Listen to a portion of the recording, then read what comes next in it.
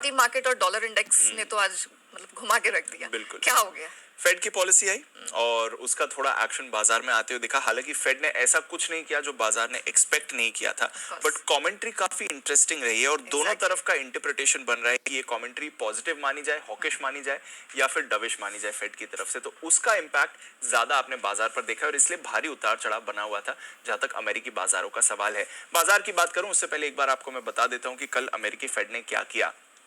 1/4% से ब्याज दरें बढ़ाई, ये सबने एक्सपेक्ट किया था, कोई सरप्राइज नहीं है। तो अब ये बढ़कर 4.5 से 4.5% की रेंज में आ चुकी है।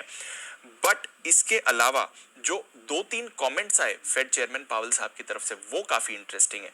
उन्होंने कहा कि फाइनल रेट 5% या 5% से कम रह सकता है, यानी कि अगर आप यहां से भी देखें तो 1/4 मैक्सिमम आप मानिए तो आधे % की रेट बढ़ोतरी और आ सकती है। अब आप इसे दोनों तरफ से दे सकते हैं क्योंकि काफी लोग एक्सपेक्ट कर रहे थे कि इस बार की जो हाइक होगी वो आखिरी हाइक होगी, इसके बाद और हाइक्स नहीं आ सकती हैं। तो पावेल साहब ने ये नहीं कहा कि ये आखिरी हाइक है, पर उन्होंने एक आपको संकेत भी दे दिया कि शायद और ज्यादा हाइक्स या और बड़ी रेंज में फेड काम नहीं कर रहा है। 5% के आसपास ही अगर पावेल साहब मान रहे हैं कि फाइनल रेट हो सकता है तो ये एक अच्छा संकेत बाजार ले रहा।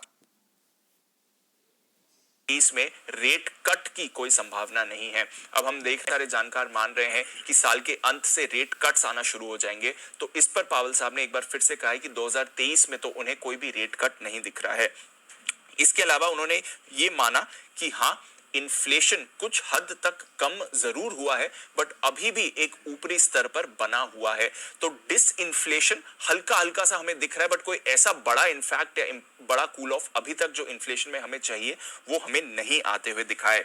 इसके अलावा उन्होंने ये भी कहा कि इन्फ्लेशन को कम करने के लिए जो हमारा अभी तक एफर्ट है, रेस्ट्रिक्टिव पॉलिसी है, वो बनी रहेगी। तो ये भी एक नेगेटिव ही है एक तरह से। शॉर्ट टर्म जो मूवमेंट आप देख रहे हैं मार्केट में या जो अभी रिसेंट कूल ऑफ आपने इन्फ्लेशन में देखा है, ये शॉर्ट टर्म है। हम लॉन्ग टर्म देखते हैं और उसमें अभी भी हमें उतना भरोसा नहीं आया है। तो आगे दरें और बढ़ाने की जरूरत पड़ सकती है। तो अब इसे पॉजिटिव नेगेटिव दोनों तरह से देख सकते हैं कि एक तरह से उन्होंने एक इंडिकेशन दे दिया कि इन्फ्लेशन कूल ऑफ हो रहा है, आगे और रेट हाइक आने की जरूरत नहीं है। बट दूसरी तरफ से उन्होंने ये भी कह दिया है कि आगे और रेट्स बढ़ाने की जरूरत पड़ सकती है और इस साल तो एटलीस्ट रेट कट नहीं होने वाला है। बट नॉनदलेस बाजार ने इसलिए लार्जली पॉजिटिव ही लिया है क्योंकि थोड़ा उतार चढ़ाव बना था। उसके बाद हमने देखा निचले स्तरों से डाउ 500 अंक रिकवर होकर सपाट बंद हुआ। दिन की रेंज 700 750 अंकों की थी। ज्यादा एक्शन हमने आईटी स्टॉक्स में देखा है, ब्रॉडर मार्केट्स में देखा है। S&P 500 1% ऊपर था, नैस्डैक 2% ऊपर बंद हुआ है और इसमें सबसे बड़ा योगदान मेटा यानी कि फेसबुक का था।